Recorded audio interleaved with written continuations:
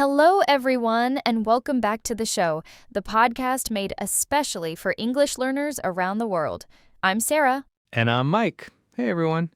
Today, we're talking about a problem that slows down almost every single English learner. Here it is. When you speak, do you first think in your own language and then translate into English in your head? Oh, Mike, this is such a big one. I remember when I was learning, every sentence took me forever. Someone would ask me a simple question, and inside my head, there was a little factory working. First, I made the sentence in my language, then I translated each word, then I checked the grammar, and then I finally spoke. And by that time, the conversation has already moved on. Exactly! Everyone else is already talking about something new, and you're still stuck on the first question. It's frustrating, and honestly, it makes you want to stay quiet. But here's the good news. Thinking in English is not a magic talent that some people are born with. It's a skill, and anyone can build it with the right steps. That's so true. So today, we're going to share 7 powerful ways to stop translating in your head and start thinking directly in English. This is the secret that makes speaking fast and natural. So grab your notebook and let's begin. All right, tip number 1. Understand why translating is so slow. Before we fix the problem, let's understand it. Yes, when you translate in your head, your brain is doing 3 jobs at the same time. It's remembering your idea, converting it word by word, and fixing the grammar. That's a huge amount of work for just one sentence. And here's the other problem. Languages don't translate word for word. The word order is different, the expressions are different. So a direct translation often sounds strange or even completely wrong. Right. The goal is to connect English directly to ideas and images, not to your first language. When you see a cup of coffee, you want your brain to think coffee, not the word in your language first. That direct connection is what we're building today. Every tip in this episode moves you closer to it. And Mike, I think it's important for our listeners to know if you translate right now, you're not doing anything wrong. It's a completely normal stage. We all started there. Absolutely. It's a stage, not a wall, and today we'll show you how to move through it.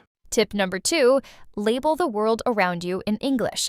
This one is simple, and you can start right now. Look around the room you're in. The table, the window, the chair, the lamp. Name each object in English, out loud or in your mind. Don't translate, just connect the word to the thing you see. You can even put small sticky notes on objects in your home. On the mirror, write mirror. On the door, write door. Every time you see it, your brain makes the connection automatically. After a few days, you won't need the notes anymore. The English word will just appear when you look at the object. That's thinking in English, and it starts with simple, everyday things. And the beautiful part is, this works while you're just living your normal life. You're not studying, you're just noticing. You can also take it one step further. Don't just name the object, describe it. So instead of just cup, you think a small white cup, and it's almost empty. Now you're building little sentences in your mind. That's a great upgrade. Start with single words, and as you get comfortable, add colors, sizes, and actions. Step by step, your thinking gets richer and more natural. Tip number 3, stop using a bilingual dictionary. Start using an English to English dictionary. Ooh, this is a game changer. Most learners look up a new word and read the meaning in their own language, but when you do that, you're training your brain to translate. Instead, use a learner's dictionary that explains English using simpler English. So when you look up enormous, you read very, very big. Now you've learned the word and practiced thinking in English at the same time. It feels harder at first, I won't lie, but it builds a web of English inside your mind, where words connect to other English words and not to your first language. And that web is exactly what native speakers have. When they hear a word, it connects to other English words and images, not to a translation. So next time you meet a new word, try to understand it in English first. Only check your own language if you're really stuck. And don't worry, using an English dictionary doesn't mean you'll never understand. Most learners' dictionaries also give you a simple example sentence, and that example often makes the meaning crystal clear. Yes, the example sentence is gold. Read it and you see the word living in a real situation. Tip number 4, think in simple English sentences during the day.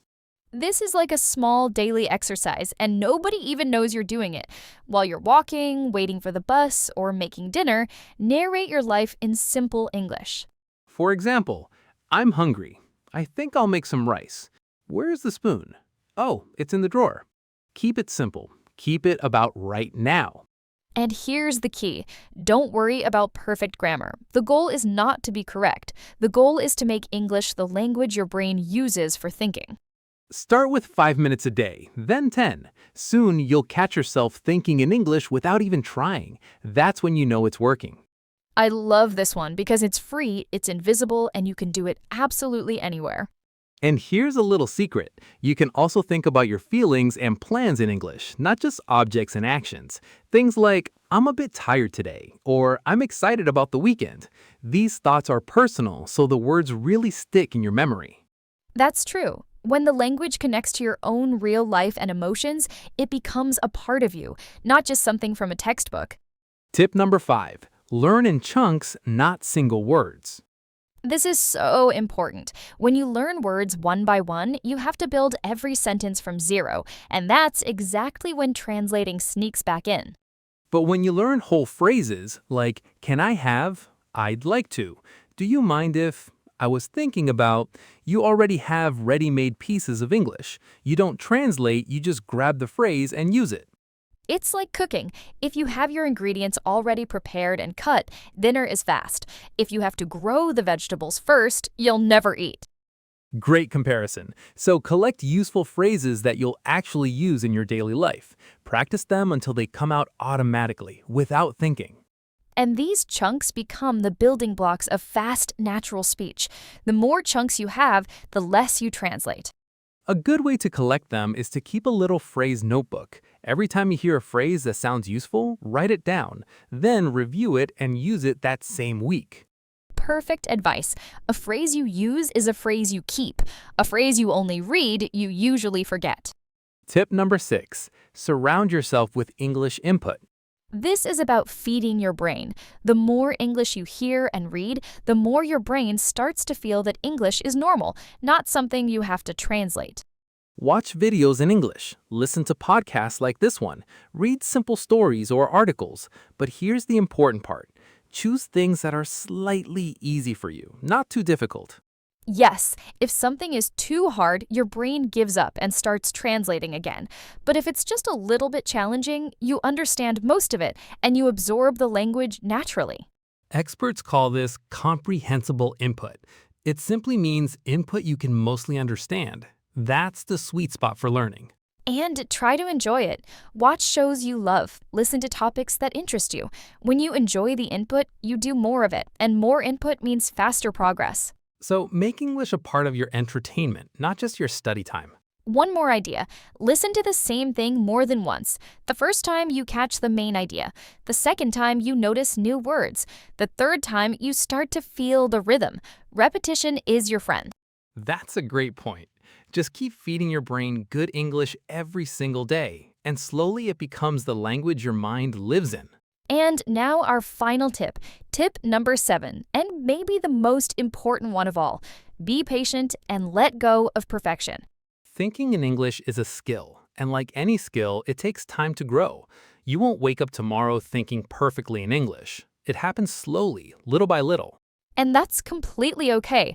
In the beginning, you'll still translate sometimes. That's normal. Don't get frustrated. Every day you practice, the translating gets a little bit smaller. Here's a helpful way to think about it. Imagine a path through a forest.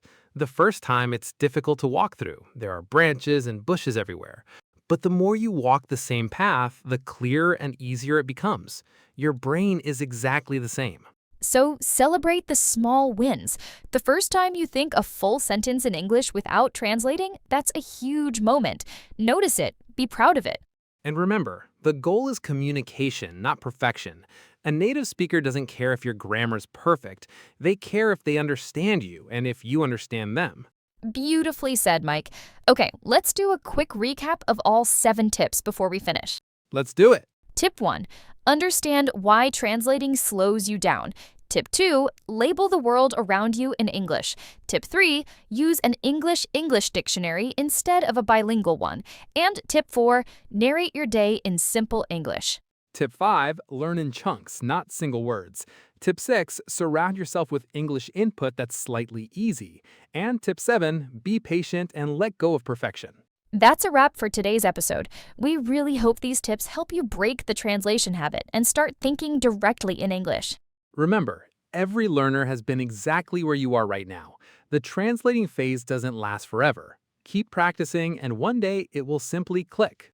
If you enjoyed today's episode, please share it with a friend who's also learning English. And tell us in the comments, which tip will you try first? Until next time, keep practicing, keep thinking in English, and keep going. Bye for now. Bye, everyone.